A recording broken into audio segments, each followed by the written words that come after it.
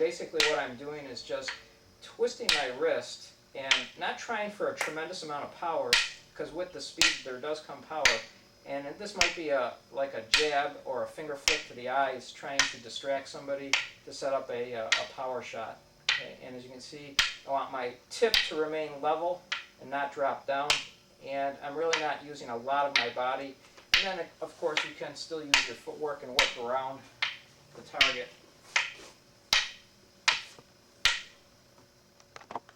Okay, another way of practicing the abanico is actually having my partner strike at me and then hold the target for me. So he'll strike first a one strike with his right hand and hold his left hand up with the stick, so I have a target to strike.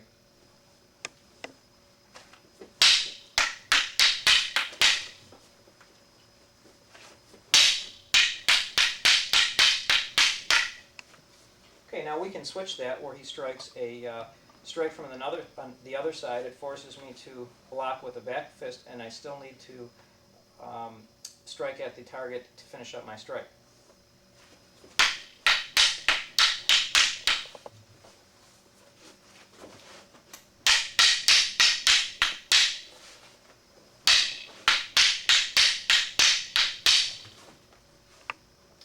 Okay, and basically that's one way of putting the abanico into action with a partner.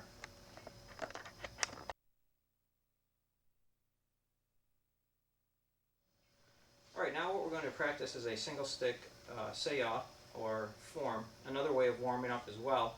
What's nice is this one incorporates quite a few different angles. I start with a one strike and end up on the side by my left hip. I'm chambered and use a redondo motion. Okay, I cut back across with a number 4 strike, chamber again, and redondo, and it puts me back to my starting position.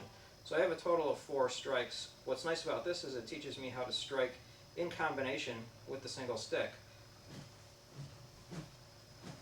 Okay, and you'll find this very useful in your counters or your follow-ups. And once again, it's a 1, a redondo, a 4, and another redondo.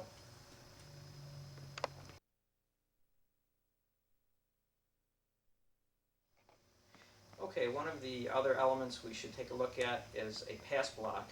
And a pass block might be used to get you to the outside, for example, which is where I prefer to be when facing my partner or an opponent. And so if Dale again comes in and he strikes a number 1 strike, let's say, okay, I essentially am coming around with what's called cambiata. Okay, and let's do this one slow. So off the number 1 strike, I kind of punch out to it and pass it, and there's my abanico that we practiced. I can go right into a strike immediately, and then I can try to grab the hand like we did before and possibly strip the stick down. Again, give myself some distance, and I could possibly follow up if he's still trying to attack me, or if he's backing off, I'll just basically let him go. All right, there's no more need to hit him after that.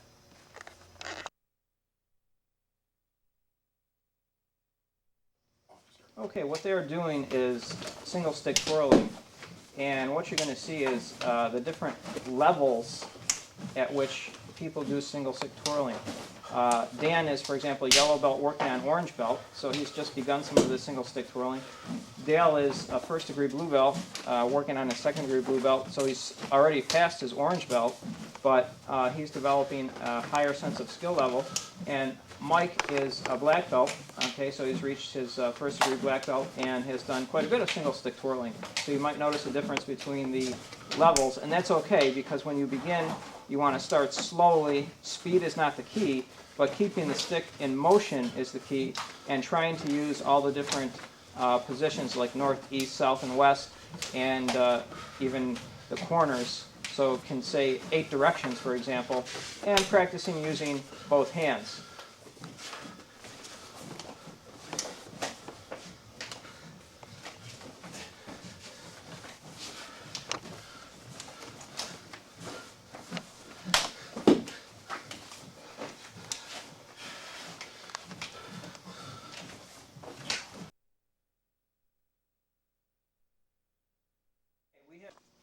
Okay, we have applications that we can do with the stick, some stick locks, largely to learn how to use the stick for leverage and for throws and takedowns and so forth.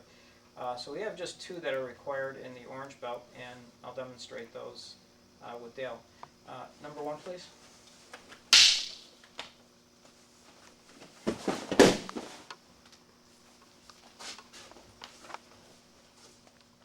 Okay, one of the other variations is from a number 2 strike, and it's learning to use the puño, which is something that can greatly aid you with leverage.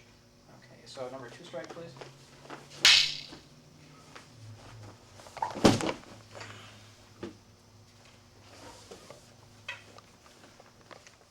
Okay, on the number 2, what the nice thing is, if I get close and I can't hook his wrist, okay, so as I do this number 2 strike, I can also use this as a strike and use it as leverage to start my snaking disarm and hook behind the neck. This can also be a throw.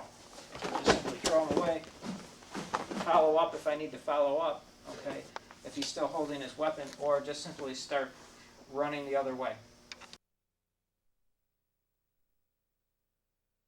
Earlier, you were introduced to Dacadina, or trapping hands, in yellow belt, and it's to help lead you into the next belt, orange belt, okay, which relies on the Filipino martial arts. So we're starting with the Dacadina drill.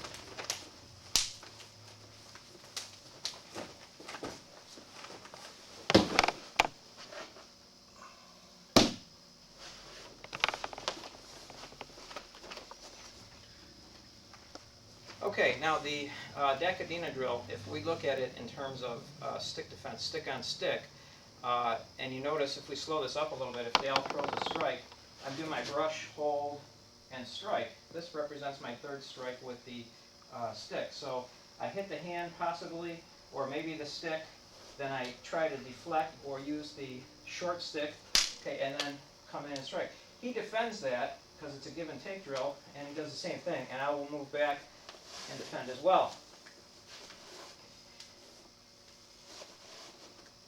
So again, this is a review from your yellow belt.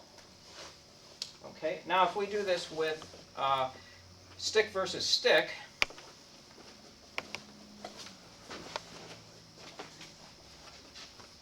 basically if he strikes the 1 through 12, I'm getting used to getting my hand in this position from the training I did with the 2 sticks, the long stick and the short stick. Okay, and again I have these counters that I can start to use, okay, to take care of his other hand or come back and disarm this hand. On number 2, the nice thing about number 2 is I'm ready to the outside, so I'm just going to keep, okay, working that. Number 3, as it comes a little lower, I may find this aimed at his hand again, coming here to the elbow, to the knee. Even if I want to try to disarm, I might simply hit as I disarm. Okay, and we'll cover the disarms more specifically in the tape. Number 4, okay, same thing here. Okay, my bande movement, which is side to side. Defang the snake. Number 5, okay, coming right down on the arm. Again, if I can get control of it, there's his thumb. I'll try to break the thumb so he can't hold on to the stick anymore.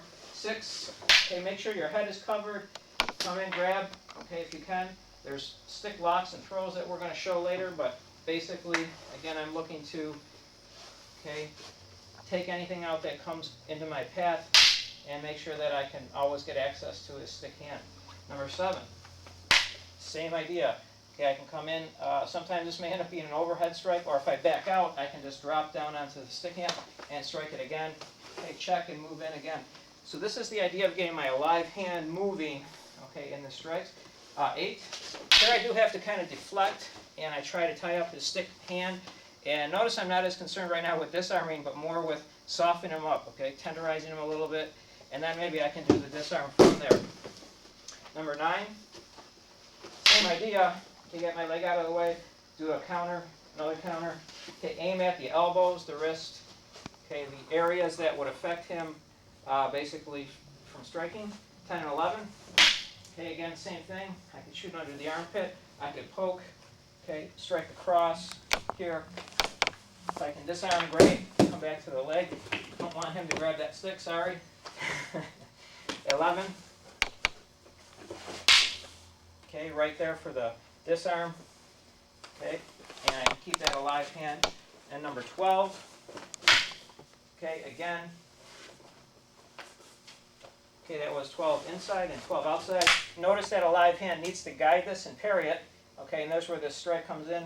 From my chamber position, I can draw it back because I don't want him to grab it, or I can whip it through, okay, if I really want to try to end this quickly. And I'm always looking to get away from the person who's attacking me.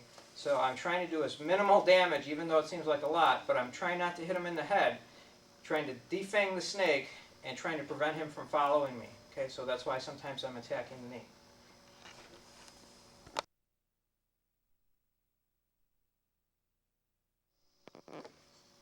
Okay, we're going to work on the empty hand now against the stick. Preferably, if I saw somebody with a weapon, I would choose to run.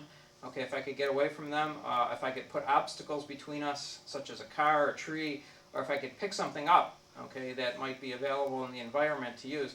But if I just have my empty hands for now, we're going to do that, and then we're going to make some translation to everyday items that you might have with you on your person.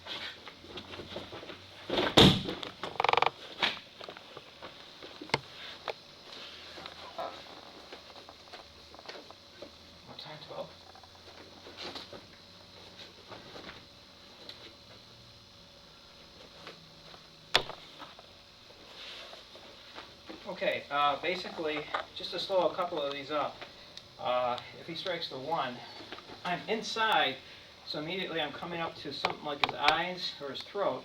I'm empty-handed against the weapon. Okay, he just swung at my head, and I'm trying to find any kind of counters that I can to disable his knee, his eyesight, his breathing. Take the stick away, and then if he's coming close to me, I'm just going to keep it moving. Hopefully he knows enough not to come near me, and I'll be issuing some verbal commands like, back off, stop! Okay, and hopefully that will be enough to make him decide to run away. Number 2, nice thing is I'm already to the outside. Okay, I can step back and disarm, I can throw